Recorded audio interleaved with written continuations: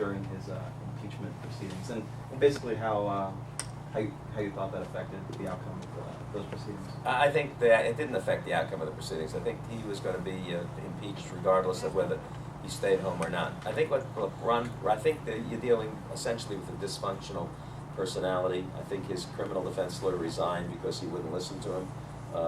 Ron and I have been involved in criminal cases where my advice to clients is don't say anything, don't do anything, let's win, and then you can say whatever you want, and if you say something now, I once had a conversation with a superstar who really wanted to do something in the press the next day, and I said, let me explain it to you the way I see it.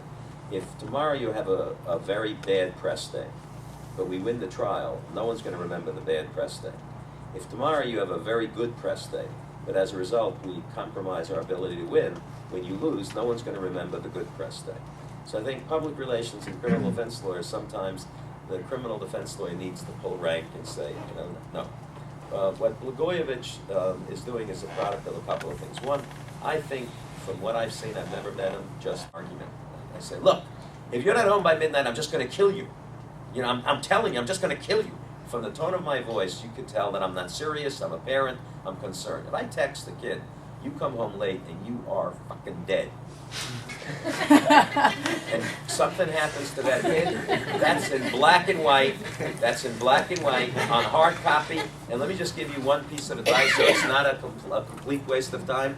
So those of you who up to this point haven't learned anything, you can never erase an email. You think you can delete it. There is always an email somewhere on a server out there that can be retrieved. It's floating around. I don't know how to do it, but I've had experts that have taken back emails from every type of deletion process imaginable. So you need to be careful. The other thing is, most people say things in politics, in particular, that are very bad and that they're very offensive. And I apologize for the language I just used, but I was trying to make a point. When you use offensive language, people get offended by it as a result of the language. If I were to say to someone on the phone, Obama's seat is a very valuable seat, and I am not going to just give that away. I want something in return. If I were his lawyer, if that's all that's being said, and that's in the context of trying to get either a commitment from a senator that they're going to give Illinois money, or a commitment from a senator that they are going to approve some of these programs, or a commitment from a senator that they're going to now allow me to have, greater access. That's politics as usual. If it's only that, it's not going to. It's worse, and I'm not suggesting that's what it is. When you add an obscene word to that conversation, when you add offensive language, most jurors react adversely, and they say, "Oh my God, how could my governor be talking?" Like that, and sometimes our governors surprise us. And how could a governor be talking like that? But to answer your question, I think it's a very big mistake for someone who is under criminal investigation to make public statements, period, even if at the time they sound good, because it locks you into a statement that you can never, ever walk away from.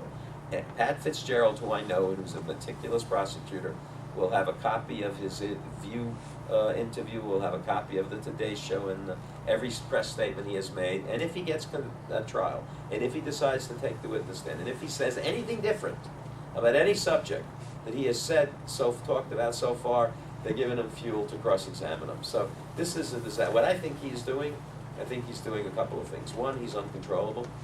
Two, he's doing this for his family, I think.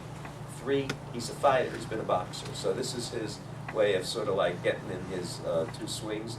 And second, the impeachment process, if they had called his bluff, he knew. He was smart in one respect. When you're doing a criminal investigation, you can't allow your evidence to be exposed completely before the trial because it gives the defense lawyer too much time to work with. So he knew Fitzgerald was going to never let them subpoena prosecution witnesses. He knew Fitzgerald was never going to let them subpoena all of the tapes.